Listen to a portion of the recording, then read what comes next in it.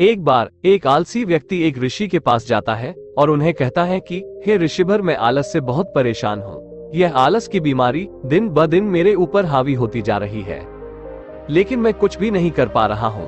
कृपया करके मुझे कोई ऐसा रास्ता बताएं जिससे मैं अपने आलस को त्याग कर एक कर्मठ और सुखी जीवन जी सकूं। उस ऋषि ने कहा, आलस सिर्फ उसी व्यक्ति के जीवन में होता है जिसके जीवन में कोई बड़ा लक्ष्य नहीं होता। वो जीवन को जीना नहीं, सिर्फ काटना चाहते हैं। व्यक्ति ने कहा, हाँ ऋषिभर, मेरे जीवन का कोई बड़ा लक्ष्य नहीं है। मैं तो बस जीवन काटता चला जा रहा हूँ। जीवन की परिस्थितियां मुझे जिस तरफ ले जाती है मैं उसी तरफ चला जाता हूँ। लेकिन ऋषिभर, अब मुझे कोई उपाय बताइए जिससे मैं अपने आलस से छुटकारा पा सकूं। ऋषि ने कहा, हमारे जीवन में आलस 3 मुख्य कारण की वजह से आता है। पहला कारण है किसी बड़े लक्ष्य का ना होना, दूसरा कारण है अपने शरीर या मन को ना समझना, और तीसरा कारण है आलसी और कामचोर लोगों की संगति में रहना। उस आलसी व्यक्ति ने कहा, ऋषिभर, इन तीनों बातों को जरा विस्तार से समझाइए। ऋषि ने कहा, जिस व्यक्ति के जीवन में एक बड़ा और स्पष्ट लक्ष्य नहीं होता, उस व्यक्ति के जीवन से आलस कभी जा ही नहीं सकता, क्योंकि एक स्पष्ट लक्ष्य व्यक्ति को उत्साही और कर्मशील बनाकर रखता है। और जब व्यक्ति के जीवन में आलस का आगमन होता है तो यह मजबूत लक्ष्य उसे याद दिलाता है कि यह समय आलस करके बर्बाद करने का नहीं, बल्कि कर्म करने का है। लेकिन लक्ष्य ऐसा नहीं होना चाहिए जिसे तुमने अति उत्साह और निराशा के समय में बनाया हो, क्योंकि उत्साह और निराशा के पलों में बनाया हुआ लक्ष्य इन परिस्थितियों के समाप्त होते ही कमजोर हो जाता है। लक्ष्य का निर्धारण हमेशा ही अनुकूल परिस्थितियों में बहुत ही सोच समझकर और शांत दिमाग से करना चाहिए।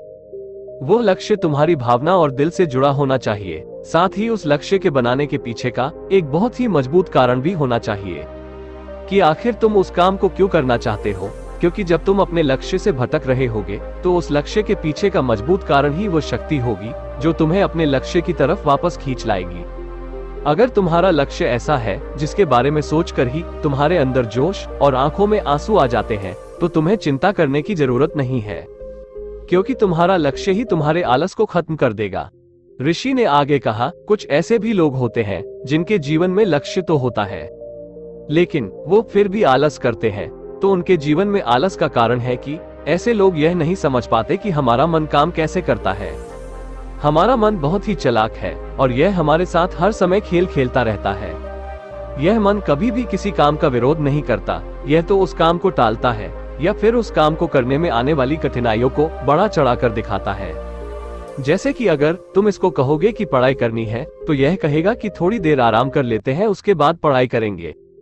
अगर तुम इसको कहोगे ध्यान करना है तो फिर यह कहेगा कि ध्यान करने का सबसे अच्छा समय तो सुबह है, ध्यान तो ब्रह्म मुहूर्त में होता है, कल सुबह से जल्दी उठेंगे और फिर ध्यान करेंगे। और फिर ना तो तुम सुबह ब्रह्म मुहूर्त में उठ पाओगे, ना कभी ध्यान कर पाओगे। अगर तुम मन से कहोगे कि धन कमाना है तो यह कहेगा कि इतना आसान नहीं है धन कमाना, अगर इतना ही आसान होता तो आज हर व्यक्ति अमीर होता। फिर व्यक्ति ने कहा, ऋषिभर, तो इस मन के चाल का समाधान क्या है? ऋषि ने कहा, इस मन के साथ वही करो जो यह तुम्हारे साथ करता है। जब तुम्हारा मन कहे थोड़ी देर आराम कर लेते हैं फिर काम करेंगे, तो तुम इसे कहो, थोड़ी देर क्यों, बहुत देर आराम करेंगे, लेकिन पहले यह काम खत्म कर लेते हैं। जब मन कहे आज स्वादिष्ट भोजन कर लेते हैं, कल व्यायाम करेंगे, तो तुम तुरंत इसे कहो, स्वादिष्ट क्यों, बहुत स्वादिष्ट भोजन करेंगे, पर व्यायाम आज से ही शुरू करेंगे। कुल मिलाकर तुमने अपने मन को मूर्ख बनाना है, जैसे यह तुम्हें बनाता है। व्यक्ति ने पूछा, लेकिन मुझे अपने मन को मूर्ख कब तक बनाना पड़ेगा? ऋषि ने कहा, जब तक तुम अपने जीवन से आलस्य को दूर रखना चाहते हो। ऋषि ने कहा, या तो तुम अपने मन को मूर्ख बनाओ, नहीं तो यह मन तो तुम्हें मूर्ख बना ही रहा है। उस आलसी व्यक्ति ने कहा, ऋषिभर, कभी कभी तो मैं यह निश्चय भी करता हूँ कि मैं कल से यह काम जरूर करूंगा और अपना समय बर्बाद नहीं करूंगा, लेकिन अगले दिन आते ही मैं फिर से काम को टालना शुरू कर देता हूँ कि अभी तो पूरा दिन पड़ा है, दोपहर को काम कर लूंगा। दोपहर होती है तो सोचता हूँ कि शाम को काम कर लूंगा, और फिर शाम से रात हो जाती है और मैं अपना काम शुरू भी नहीं कर पाता हूँ, और फिर पछताता रहता हूँ और समय बर्बाद करने के लिए खुद को कोसता रहता हूँ। और फिर अगले दिन भी मेरे साथ यही होता है और उसके अगले दिन भी मेरे साथ यही होता है, और यह चक्कर लगातार चलता रहता है। मैं अपने समय को सही तरीके से व्यवस्थित नहीं कर पा रहा हूँ। ऋषि ने कहा, बात समय को व्यवस्थित करने की नहीं है, बात तो मन को व्यवस्थित करने की है। जब तक तुम्हारा मन व्यवस्थित नहीं होगा तब तक तुम समय को व्यवस्थित कर भी नहीं सकते। अगर तुम्हें अपने समय पर नियंत्रण करना है तो तुम्हारा अपने मन पर नियंत्रण होना बहुत आवश्यक है, और यह संभव है ध्यान से, अपने विचारों के प्रति जागरूक होने से। दोस्तों, ऋषि ने उस आलसी व्यक्ति को ठीक ही कहा कि हम अपने मन को व्यवस्थित किए बिना अपने समय को व्यवस्थित नहीं कर सकते। व्यक्ति ने कहा, ऋषिवर, कभी कभी ऐसा भी होता है कि किसी काम को करने का मन भी होता है और वह काम जरूरी भी होता है, लेकिन तब हमारा शरीर आलस करता है। हमारे शरीर में इतनी ऊर्जा नहीं होती कि हम उस काम को कर सकें, और अगर हम उस काम को शुरू भी कर देते हैं तो बहुत ही जल्द हमारा शरीर थक जाता है। फिर या तो हम उस काम को आगे के लिए टाल देते हैं, या फिर अगर उस काम को करते भी हैं तो वो काम ठीक से नहीं हो पाता। ऋषि ने कहा, तुम अपने मन को तो मूर्ख बना सकते हो, लेकिन अपने शरीर को मूर्ख कैसे बनाओगे? शरीर चलता है ऊर्जा से, और ऊर्जा मिलती है भोजन से। लेकिन अगर तुम ऐसा भोजन करोगे जिसमें खुद कोई ऊर्जा नहीं है, कोई जीवन नहीं है, तो तुम्हारे शरीर को ऊर्जा कैसे मिलेगी? तुम्हारा शरीर पूरे दिन आलस से घिरा रहेगा। ऊर्जा रहित भोजन से मेरा अर्थ है ऐसा भोजन जो हम सिर्फ स्वाद के लिए खाते हैं, जिसे ग्रहण करने से हमारे शरीर का संपूर्ण विकास नहीं होता। इसलिए तुम ऐसा भोजन ग्रहण करो जो तुम्हारे शरीर में ऊर्जा भरे, ना कि आलस।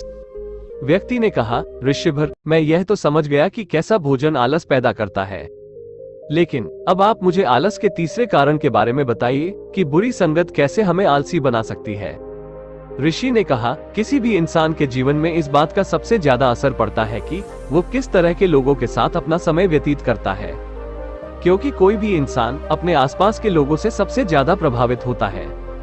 तो इसीलिए तुम्हें इस बात का ध्यान रखना सबसे ज्यादा जरूरी है कि तुम्हारे मित्र आलसी स्वभाव के तो नहीं है, कहीं वो काम को टालने की आदत से ग्रसित तो नहीं है, क्योंकि अगर ऐसा है तो आज नहीं तो कल तुम भी आलसी बन ही जाओगे।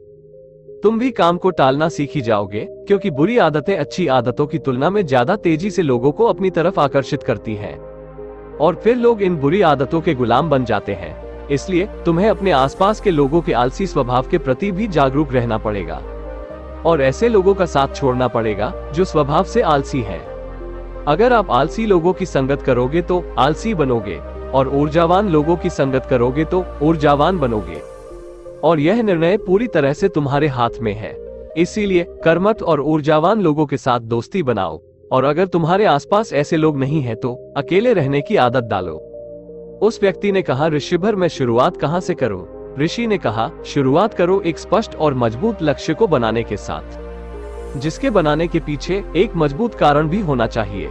उसके बाद अपने मन को खुद को मूर्ख मत बनाने दो, बल्कि मन को मूर्ख बनाते रहो, क्योंकि जैसे ही तुम इसे मूर्ख बनाना बंद करोगे, यह तुम्हें मूर्ख बनाना शुरू कर देगा। उसके बाद अपने शरीर का ख्याल रखो कि तुम कैसा भोजन करते हो। ज्यादा से ज्यादा हल्का भोजन ग्रहण करने की कोशिश करो, क्योंकि भोजन को पचाने में ही हमारा शरीर बहुत ही ऊर्जा खर्च कर देता है, जिससे बाकी कामों को करने के लिए कम ऊर्जा बचती है, और फिर हम आलस और कमजोरी महसूस करते हैं। आसानी से पचने वाले और ऊर्जा से भरपूर पदार्थ अपने भोजन में शामिल करो। उसके बाद अपने सोने और उठने का समय निश्चित करो, इससे तुम ज्यादा अनुशासित रह पाओगे। अपने दिनचर्या में रोज व्यायाम और ध्यान का समय भी निश्चित करो। साथ ही किसी भी काम को खत्म करने का एक समय निश्चित करो।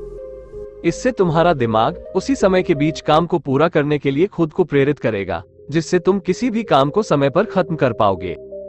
इसके बाद सबसे महत्वपूर्ण बात कि आलसी और कामचोर लोगों की संगत करना छोड़ दो और खुद के साथ समय बिताना शुरू करो। अगर तुमने इन सारी बातों का अच्छे से पालन किया तो आलस तुम्हारे जीवन से चला जाएगा। यह सारी बातें सुनने के बाद उस व्यक्ति ने कहा, मुनिवर, आलस से छुटकारा पाना बहुत ही आसान है। ऋषि ने कहा, यह आसान भी तुम्हारे मन को ही लग रहा है। यह मन कब तुम्हारे साथ कैसी चाल चलेगा, इसके लिए तुम्हें जागरूक रहना पड़ेगा। और जागरूकता आती है जागरूक इंसानों के साथ रहने से, या अकेले रहने से, और या फिर ध्यान करने से। व्यक्ति ने कहा, मुझे अपने आलस को भगाने का काम अभी और इसी समय से शुरू कर देना चाहिए। ऋषि ने कहा, सही कहा तुमने, सही समय का इंतजार भी मन की ही चाल है। कुछ भी अच्छे बदलाव की शुरुआत के लिए हर एक समय सही होता है। दोस्तों, क्या आप भी सही समय का इंतजार ही कर रहे हैं, या फिर इसी समय को सही बनाने की ठान चुके हैं? उम्मीद करता हूँ कि आप लोगों को यह वीडियो जरूर पसंद आई होगी।